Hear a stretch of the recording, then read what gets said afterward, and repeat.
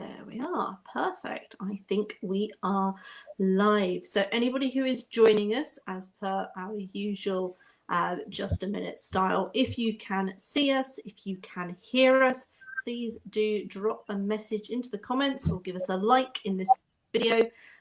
This is just a minute 11 plus style, the very short kind of quiz style that lets you get to know our resource providers that we have here on 11 plus journey. Perfect. I can also see that people are starting to hear us. So I'm going to go straight ahead and introduce. We've got Sheena Ager with us. And I think probably a lot of people know who you are, but introduce yourself for us. Hi guys. My name's Sheena Ager, and I'm the author of the Cadwaladr Quests vocabulary series and workbooks. And thank you, Saba, for inviting me on the jam session, and thank you, Gemma. I'm so excited because I love Radio 4. Which is great, because I think you were one of the first people when we had this idea that kind of reached out and said, this sounds great, this sounds like a really good fun, and so I'm really glad that we've got you on. And I think it's a brilliant idea, brilliant concept, Gemma. Well done. It should be a good fun. So perfect. So if you are ready, are we good to go?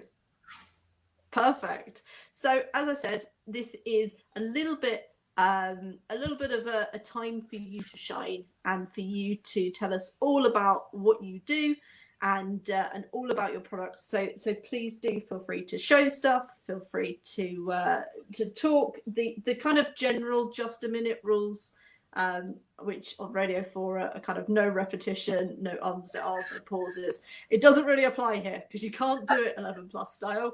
You can't get through it without saying the word vocabulary too much. So true. All right.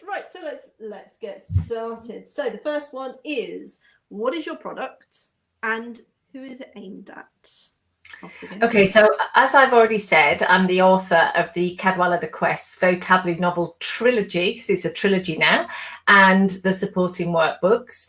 There are supporting workbooks which follow the novels chapter by chapter, so you have to have read the novels to use those workbooks, but there are also standalone workbooks where you don't need to have even seen any of my work. And they were collaborations with Education Boutique and Excel Education, and they're all behind me there. The trilogy and the workbooks are aimed at late year 4 and 5 pupils looking to improve vocabulary, comprehension, and creative writing skills for the 11 plus tests. I do have year 3 readers, but they're super confident kids, and I don't actively recommend the books to year 3, as I just don't want to scare kids off before they're ready to read them. And I even go so far as saying I wouldn't recommend until late year 4. So yeah, that's the books. It's novels and workbook. Perfect. All right. Okay. What problem do you think it solves, and what is unique about it? I know what I think, but I'd be interested to hear you. Okay, so the Cadwaladr Quest trilogy, which is one overarching story, I would say aimed to take the pain out of learning tricky vocabulary. That was my aim. And I wrote it for and with my reluctant reader son when he was studying for the 11 plus. They're basically contemporary novels, but they're packed with in-context challenging vocab. So the trilogy, not the workbooks, have a built-in child-friendly dictionary on every page, along with hundreds of synonyms and antonyms. So you've got the story at the top of the page, the definitions at the bottom, but unique to the books is the contextualized dictionary. And what do I mean by that? So the keywords, not only have I defined the keywords, but I've defined the relevant part of speech as it's used in that sentence. And the books don't aim to replace dictionaries, but they aim to make a difficult read easier just by keeping the child on the page. And one thing I do want to stress, Gemma, is the words are not a to learn list. Please, parents, don't make your children learn all those words by rote. Excuse my dog, Gemma.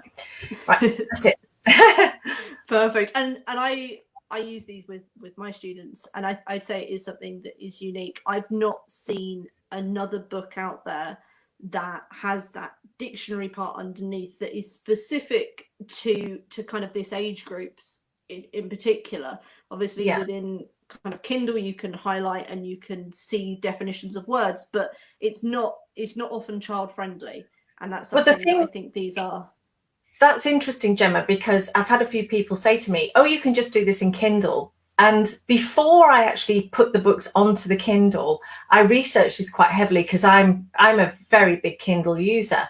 And the thing is that it is brilliant, but it doesn't give you the context. So for instance, if a child looks up the word snipe, which context are they going to choose? Are they going to choose shot at from a secret location, or spoken to rudely, or somebody using a snide comment? So unless a child is very able and they can read into the context, that's the only thing a Kindle cannot yet do. Maybe AI will bring that in. It cannot give a contextualized version to the child. It can only give the child a choice. I also think sometimes the definitions are quite verbose that come up in there. Well, I had to rewrite all the definitions to circumvent copyright, but I also wanted to make them as child friendly as possible. But Kindle is ace, and yeah. Perfect. All right. So we've kind of touched on this, but how does your product help children, tutors, parents, whichever combination you choose to talk about? Here's your minute. Okay, so I would say that the trilogy exposes children to the vocabulary that I curated from 7 years of supporting my children. And these white cabinets behind me are full of 11 plus books, not just books that I used with my kids, but books that I've subsequently collected. So I try to curate words that have appeared in the 11 plus. But I would say how it helps children is the dictionary's there. It doesn't pull them from the story. I call it vocabulary by stealth. It's going in context. But the key thing is if you have a reluctant reader like my son, who has never read a classic, not looking forward to GCSE with him, parents can be rest assured that these contemporary novels are giving their children the classic vocabulary and all under one roof, so to speak.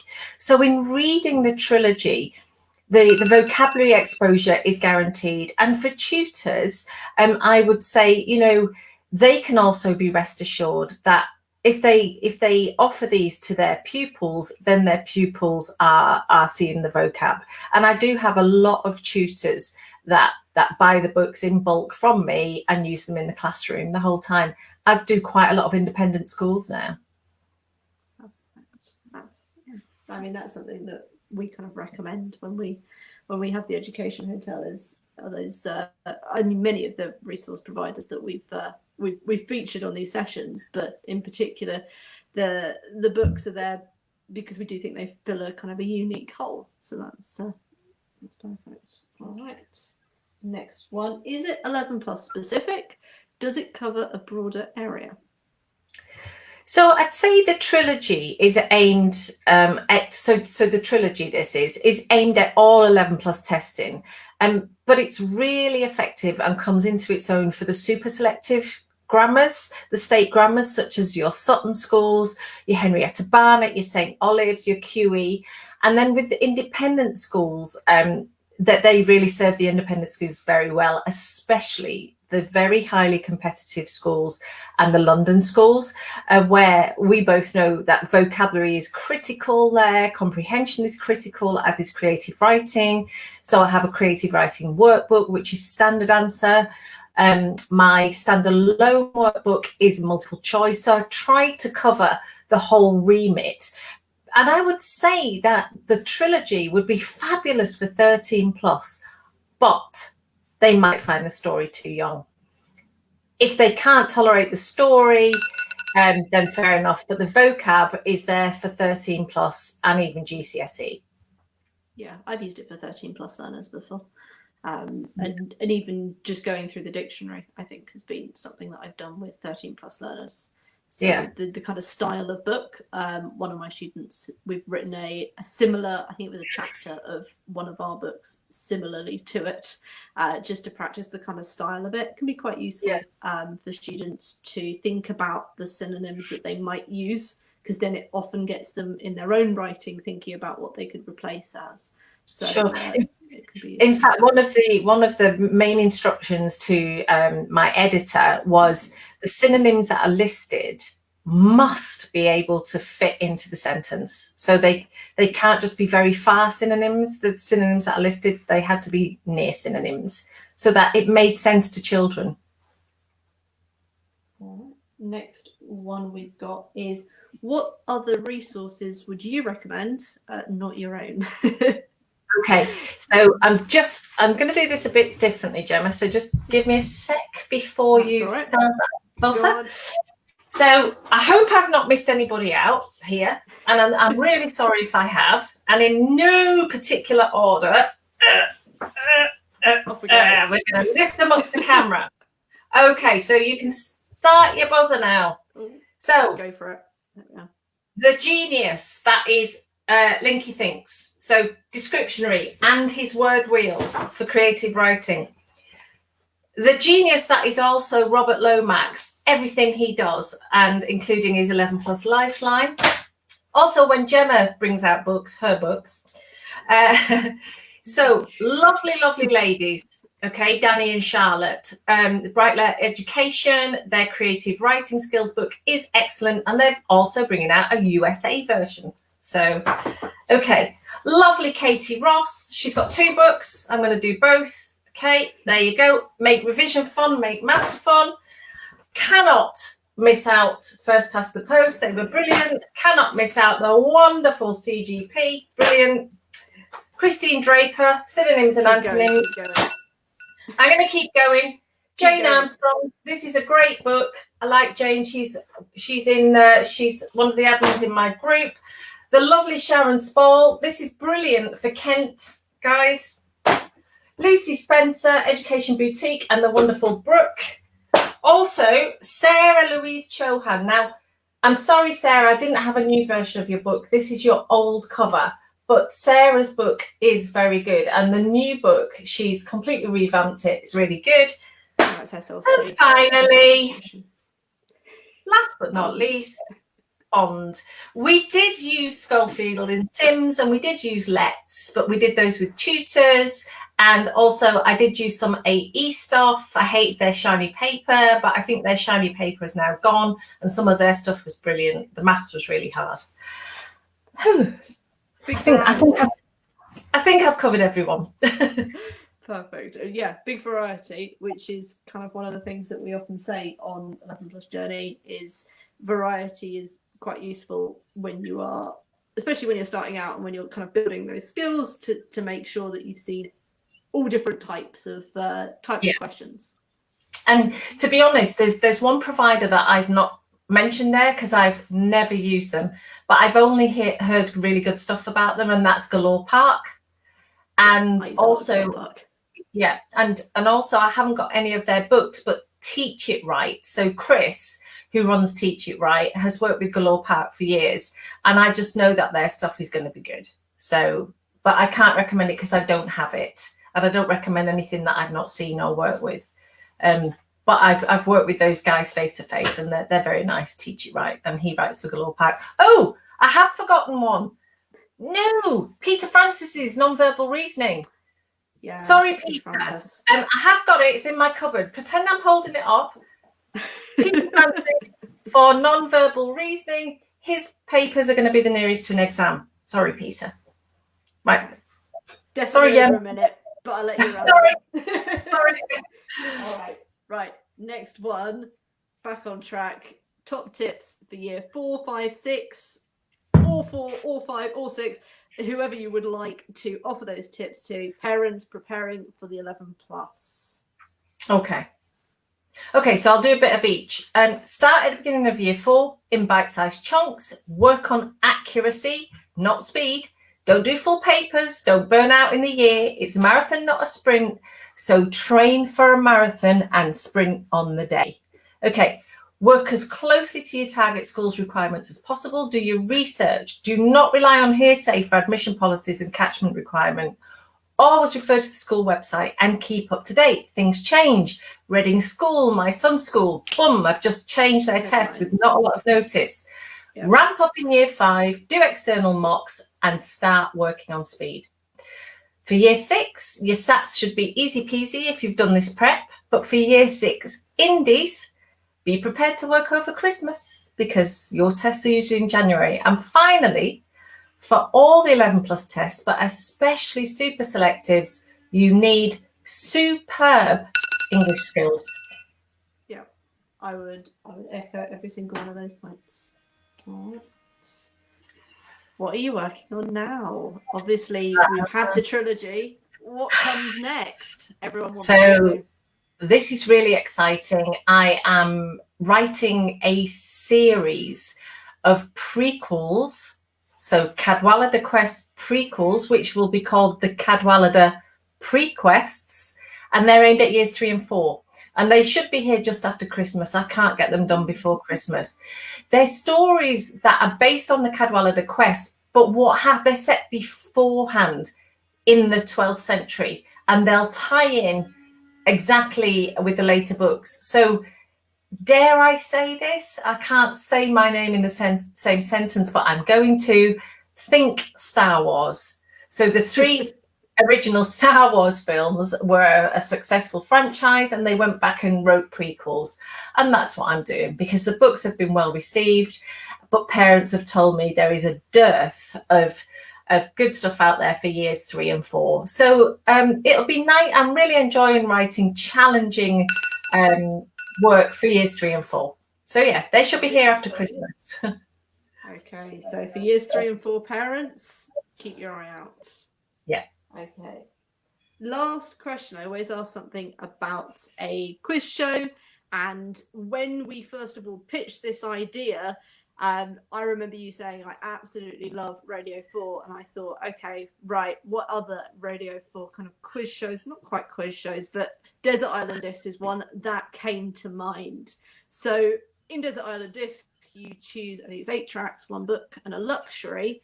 I would be interested to know, what would your luxury be if you were stuck on a desert island? Oh, so I hoped you'd ask me about which track would I say from the sea. So that would be easy. I'm going to tell you anyway, Gemma, because my lifelong ambition, I've got 2. One is to go on Desert Island Disc. I know I've arrived when I get that invitation. And the other is to go up in a fast jet. That's why fast jets always appear in my stories. The disc I would say from the sea is Hey Jude, because that's why I called my son Jude. The book would be Sapiens. What's the luxury? Do you know what?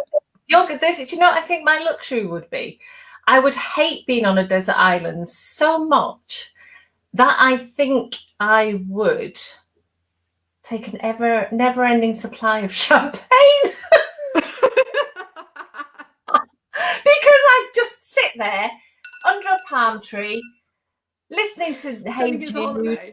I could write a book in the sand with my finger, read Sapiens over and over again, and be merry. Just drink lots of champagne. I'd need a glass though. Can I take a nice crystal flute as well? No.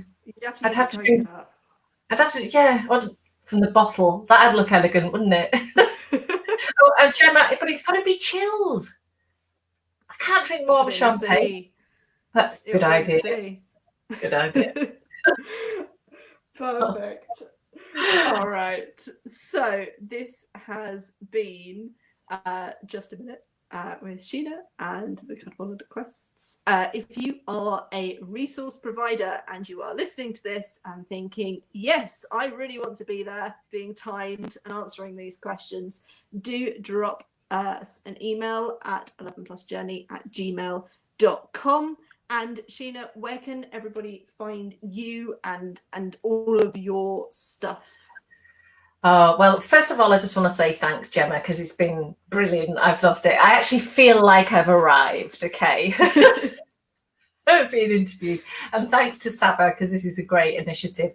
And you can find, I do have a website, and it's Slager, so that's slager.co.uk. All my books are on Amazon. I have my own creative writing group. It's the Cadwaladr Quest, quite a long name actually.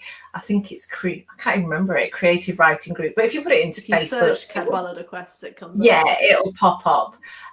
So that's and that's, it's such a lovely group in that parents will upload their children's work, and there's some fabulous tutors like yourself, Gemma, who give their time and energy to, you know, to help the children improve their work. So it's a lovely little group. I've got a page. Everybody's got to have a page on Facebook, haven't they? And all my books are available from Amazon. I also have American versions of the book, and also I don't know if tutors know this, but I can offer some discounts for bulk buys, which I can have delivered to your establishments. So yeah, so that's me, Gemma. Thanks a lot. I really enjoyed it. Brilliant. I feel like you can send this in to Desert Island Discs as like yes. I'm waiting for the call. I'm waiting for the call. Brilliant. All right then, Sheena, thank you ever so much for being with us live, and we will be back in the next 2 weeks, and I'll be interviewing somebody new. So that's it from us for everybody, and bye-bye. Bye. Thanks, guys. Really enjoyed it. Thanks.